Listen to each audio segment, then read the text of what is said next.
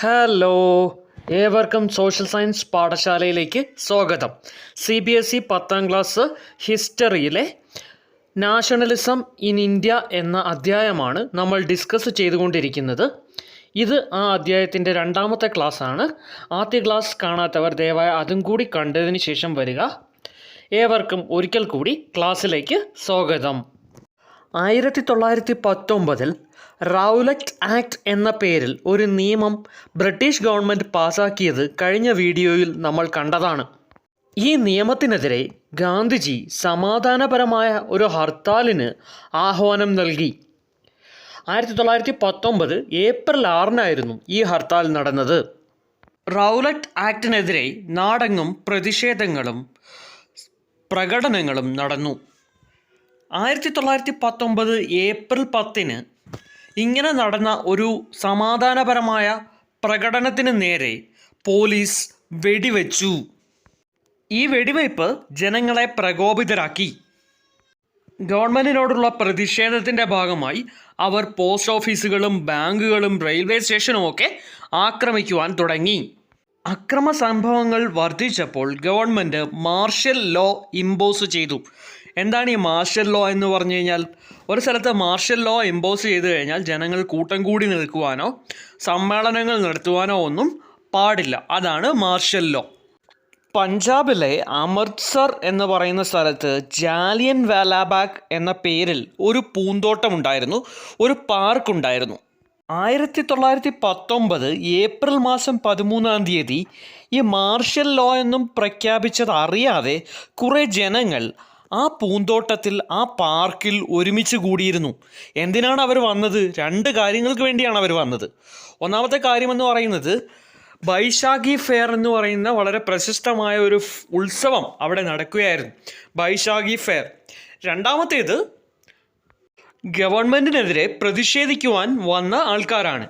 Government ഏർപ്പെടുത്തിയിരിക്കുന്ന അല്ലെങ്കിൽ government കൊണ്ടുവന്ന repressive മെഷേഴ്സിനെതിരെ പ്രതികരിക്കുവാൻ വന്ന ആൾക്കാർ. ഇവരാരും മാർഷ്യൽ ലോയെ പറ്റി അറിഞ്ഞിരുന്നില്ല. എന്നാൽ ഈ മാർഷ്യൽ ലോയൊക്കെ ഇമ്പോസ് ചെയ്ത ജനറൽ ഡയർ എന്ന് പറയുന്ന ഒരു പട്ടാള ഉദ്യോഗസ്ഥൻ അവിടെ എത്തുകയും ഈ പൂന്തോട്ടത്തിൻ്റെ, ഈ പാർക്കിൻ്റെ ഒരേ ഒരു എൻട്രൻസ് ബ്ലോക്ക് ചെയ്യുകയും ചെയ്തു. എന്നിട്ട് അദ്ദേഹം ഈ ജനങ്ങൾക്ക് നേരെ വെടിവെച്ചു. ആ വെടിവയ്പിൽ ഒട്ടനവധി ആൾക്കാരാണ് കൊല്ലപ്പെട്ടത്. ഈ സംഭവമാണ് കുപ്രസിദ്ധമായ ജാലിയൻ വാലാബാഗ് കൂട്ടക്കൊല അല്ലെങ്കിൽ ജാലിയൻ വാലാബാഗ് മസാക്കർ. ഈ സംഭവത്തിന് ശേഷം, ജാലിയൻ വാലാബാഗ് സംഭവത്തിന് ശേഷം ഇന്ത്യയിലൊട്ടാകെ പ്രതിഷേധ സമരങ്ങൾ നടന്നു, അക്രമ സമരങ്ങൾ നടന്നു. ജനങ്ങൾ പോലീസ് സ്റ്റേഷനും മറ്റുമൊക്കെ ആക്രമിച്ചു, ഗവൺമെൻറ് ബിൽഡിങ്ങുകൾ ആക്രമിച്ചു. അപ്പോൾ ഗവൺമെൻറ് വെറുതെ ഇരുന്നില്ല, അവരും തിരിച്ച് റിപ്രസീവ് മെഷേഴ്സൊക്കെ എടുത്തു. അപ്പോൾ ഈ സമയത്ത് ഗാന്ധിജിക്ക് ഒരു പ്രത്യേകതയുണ്ട്. വയലൻസ് കണ്ടു കഴിഞ്ഞാൽ ഗാന്ധിജി അപ്പോഴത് സ്റ്റോപ്പ് ചെയ്യും. അതുപോലെ ഈ പറയുന്ന റൗലറ്റ് ആക്ടിനെതിരെയുള്ള സത്യാഗ്രഹം ഗാന്ധിജി സ്റ്റോപ്പ് ചെയ്തു. എന്തുകൊണ്ടാണ് സ്റ്റോപ്പ് ചെയ്തത്? ഈ വയലൻസ് കണ്ടിട്ട്, ജനങ്ങളും പോലീസും കാണിക്കുന്ന വയലൻസ് കണ്ടിട്ട് ഈ സമരം ഗാന്ധിജി അവസാനിപ്പിച്ചു. ഈ റൗലറ്റ് ആക്ടിനെതിരെയുള്ള സമരം വളരെ ചെറിയ ഒരു സ്ഥലത്ത് മാത്രമാണ് ഒതുങ്ങി നിന്നത്, സിറ്റികളിൽ മാത്രമായിരുന്നു ഉണ്ടായിരുന്നത്. ഇത് ഒരു ബ്രോഡ് ബേസിലോട്ട് കൊണ്ടുവരണമെന്ന് ഗാന്ധിജിക്ക് ഉണ്ടായിരുന്നു. അദ്ദേഹം അതിനുള്ള വഴികൾ തേടുകയായിരുന്നു. 1914 മുതൽ 18 വരെയാണ് 1ാം ലോക യുദ്ധം നടന്നത് എന്നുള്ള കാര്യം നമുക്ക് അറിയാം. 1ാം ലോക യുദ്ധത്തിൽ തുർക്കി എന്ന രാജ്യം പരാജയപ്പെട്ടു. തുർക്കി ഭരിച്ചിരുന്നത് ഖലീഫമാരായിരുന്നു. ഈ ഖലീഫമാർക്ക് വേറൊരു പ്രത്യേകതയുണ്ട്. അവർ ലോകമെമ്പാടുമുള്ള മുസ്ലിം സമുദായത്തിൻ്റെ ആത്മീയ നേതാക്കന്മാരാണ്. ഇപ്പോൾ ബ്രിട്ടൻ തുർക്കിയെ തോൽപ്പിക്കുകയും ഖലീഫയ്ക്ക് സ്ഥാനം നഷ്ടപ്പെടുകയും ചെയ്തത് ലോകമെമ്പാടുമുള്ള മുസ്ലിം ജനതയ്ക്ക് ബ്രിട്ടനോട് ഒരു അനിഷ്ടമുണ്ടാക്കി. ഇന്ത്യയിലെ മുസ്ലിങ്ങളും ബ്രിട്ടനെതിരെ തിരിഞ്ഞ ഒരു കാലഘട്ടം കൂടിയായിരുന്നു ഈ കാലഘട്ടം. ഖലീഫയുടെ അധികാരം പുനഃസ്ഥാപിക്കണം എന്നാവശ്യപ്പെട്ടുകൊണ്ട് ഖിലാഫത്ത് കമ്മിറ്റികൾ രൂപീകരിക്കപ്പെട്ടു. 1919 മാർച്ചിലാണ് ഇന്ത്യയിൽ ഖിലാഫത്ത് കമ്മിറ്റി രൂപീകരിക്കപ്പെട്ടത്. ബോംബെ എന്ന് പറയുന്ന സ്ഥലത്താണ് ഈ ഖിലാഫത്ത് കമ്മിറ്റി രൂപീകരിക്കപ്പെട്ടത്. ഇതിന് നേതൃത്വം നൽകിയത് അലി സഹോദരന്മാർ എന്നറിയപ്പെടുന്ന മുഹമ്മദ് അലിയും ഷൗക്കത്ത് അലിയും കൂടിയാണ്.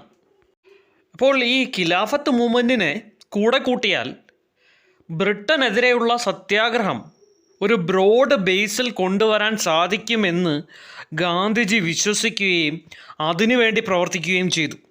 1920 കൊൽക്കട്ടയിൽ കൂടിയ കോൺഗ്രസിൻ്റെ സമ്മേളനത്തിൽ ഈ വിവരം ഗാന്ധിജി മറ്റ് നേതാക്കന്മാരെ ധരിപ്പിച്ചു. സ്വരാജിന് വേണ്ടിയും ഖിലാഫത്തിന് വേണ്ടിയും ഒരു നോൺ കോപ്പറേഷൻ മൂവ്മെൻറ്റ് അല്ലെങ്കിൽ നിസ്സഹകരണ സമരം ആരംഭിക്കണം എന്ന് ഗാന്ധിജി അവരെ ധരിപ്പിച്ചു.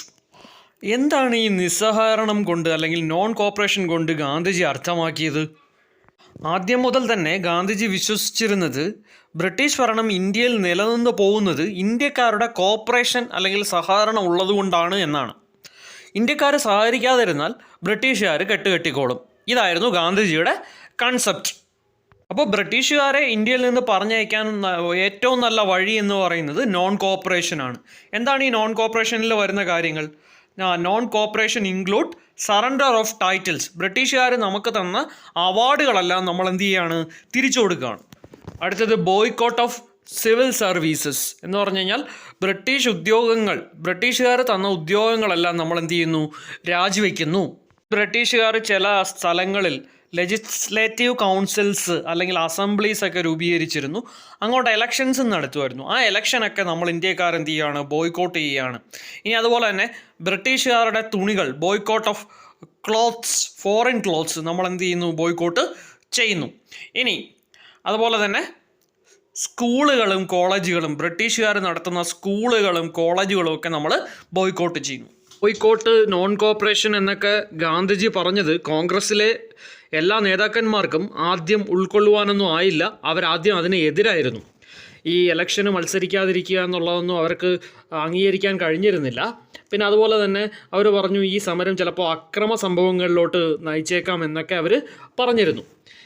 ഇങ്ങനെ ഗാന്ധിജി ഇവരുമായിട്ടൊക്കെ നിരന്തരം ചർച്ചകൾ നടത്തിക്കൊണ്ടേയിരുന്നു. ഏറ്റവും ഒടുവിൽ കോൺഗ്രസിൻ്റെ നാഗ്പൂർ സെഷനിൽ 1920 ഡിസംബർ മാസത്തിലാണ് നാഗ്പൂർ സെഷൻ നടക്കുന്നത്.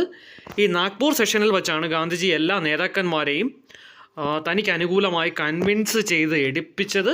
Nagpur session solved the issue and adopted non cooperation movement.